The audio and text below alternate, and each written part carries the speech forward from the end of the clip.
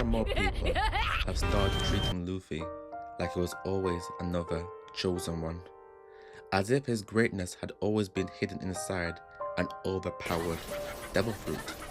But I think that's rewriting the story, because long before Joy Boy, before Give Vibe, Luffy had already become one of anime's greatest protagonists.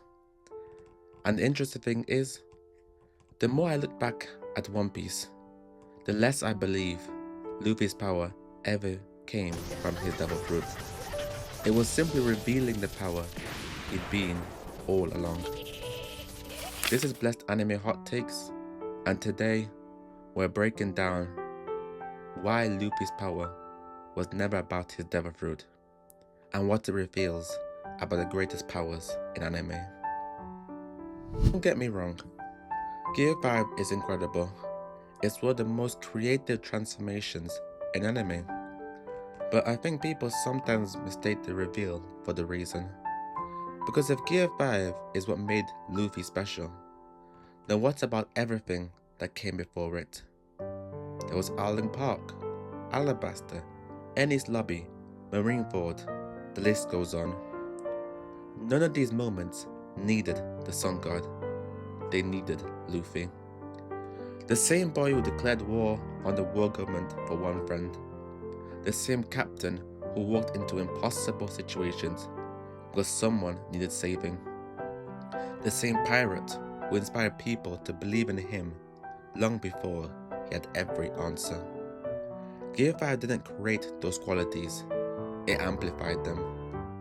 Which means the real power wasn't the awakening, it was the person who awakened it.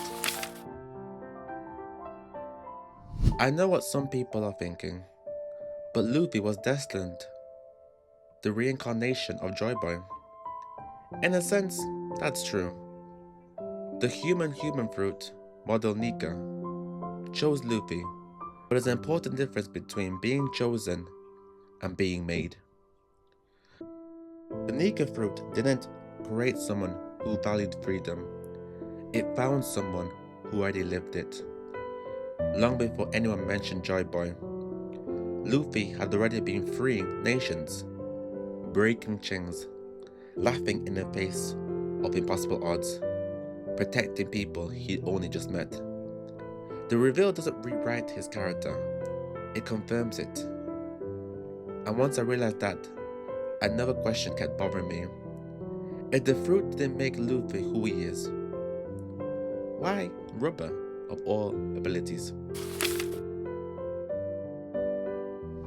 At first, rubber seemed like a strange choice for a main character.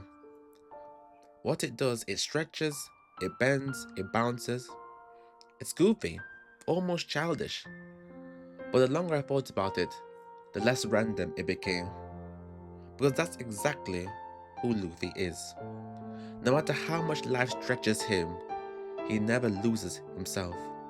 No matter how many times he's knocked down, he always bounces back. He bends without breaking. He adapts without compromising who he is.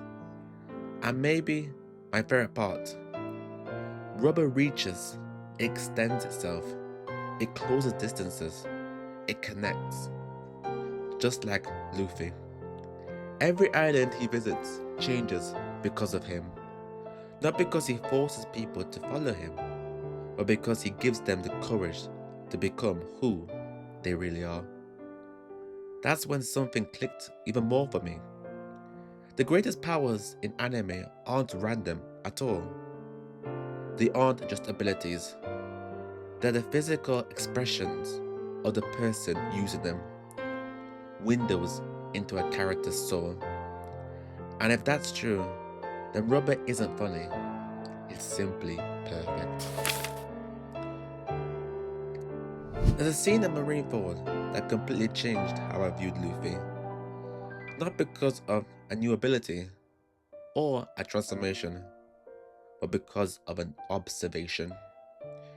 As Mihawk watches Luffy fight, he notices something terrifying. Everywhere Luffy goes, people choose to help him.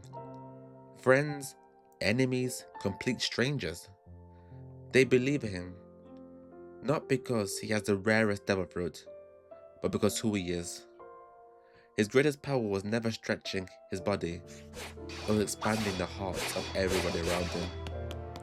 It's nothing to do with physical strength. His power is to rally those around him.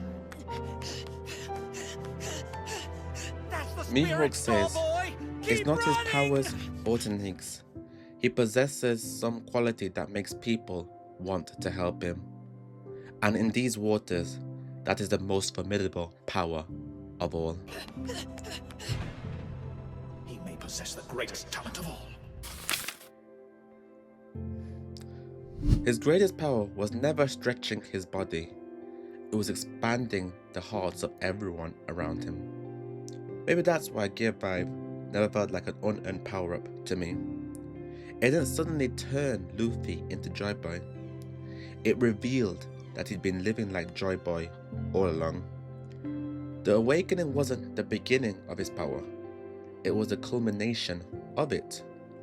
And maybe that's why the best anime powers stay with us. Because they don't just tell us what a character can do. They tell us who that character is. Luffy's devil fruit didn't make him worthy of becoming the Pirate King. It simply gave physical form to the qualities that already made him worthy. And that's the lesson. The things that make us unforgettable aren't the gifts we're given.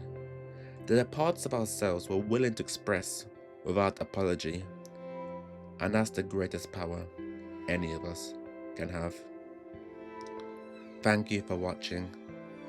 If you enjoyed this breakdown, let me know what other anime power perfectly reflects their character, because I know Luffy isn't the only one. As always, like, comment and subscribe, and I'll catch you in the next one. Until then, stay blessed.